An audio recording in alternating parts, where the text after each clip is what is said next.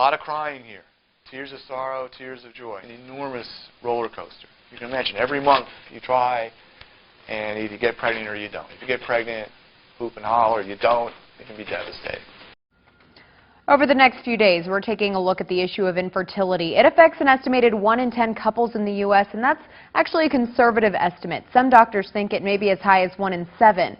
Those doctors work to treat the physical side of infertility, but in meeting with couples dealing with it, we learned sometimes the emotional side needs treatment too. Of course, we all want to become parents. Once a month, this Columbia store transforms into a place where women come to try and make sense of one of the most difficult things they've ever gone through. We normally start out with just a meet and greet, and we have everyone share as much or as little of their personal story, whatever they feel comfortable. As they go around the room, they share both laughter and tears, each with a different story about how infertility or pregnancy loss has affected them. The American Pregnancy Association says infertility can put a lot of strain on a marriage and can lead to depression, high anxiety, loss of sleep, or a loss of appetite, among other things. You kind of start to feel a little bit better, and then the next month, and you find out you're still not pregnant. Just sadness, fear about what their future could look like if they don't become a parent, a mom. Kelly Gillian has 3 children now, but it took years and eventually in vitro fertilization for her and her husband to have the family they wanted. She says she felt very alone in her battle with infertility, so she started the Graceful Weight Support Group.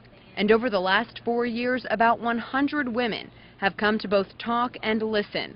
Women like Bryn Bryan, who suffers from endometriosis. Perspective.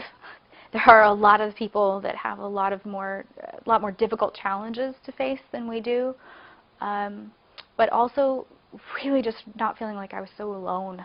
She and her husband Brad decided the several $1,000 price tag of in vitro would be too expensive for them, but they will try 4 to 5 rounds of IUI, or artificial insemination, to try and get pregnant. We kind of go back and forth.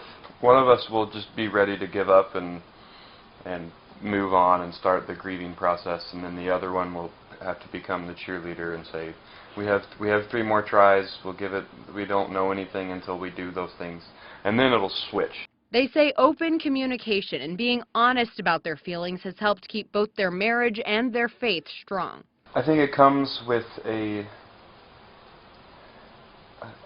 sense of failure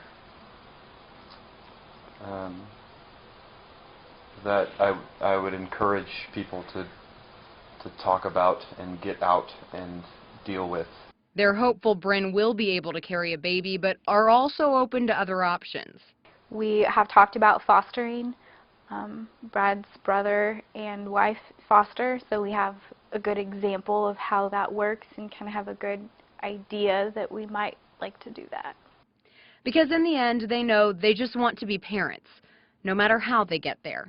He's firm when he needs to be, and he's kind when he needs to be. He can teach them how to throw a ball and tie a tie. Bryn's heart is going to make her a great mother. She is at her personal happiest when she is caring for other people. The Graceful Weight Support Group meets once a month. We've put the group's contact information on KOMU.com. Now, once a couple has expended all of their options for fertility treatments, or if they decide some treatments aren't for them, many consider adoption. Tomorrow on KOMU 8 News at 6, we'll meet a family that decided to go that route.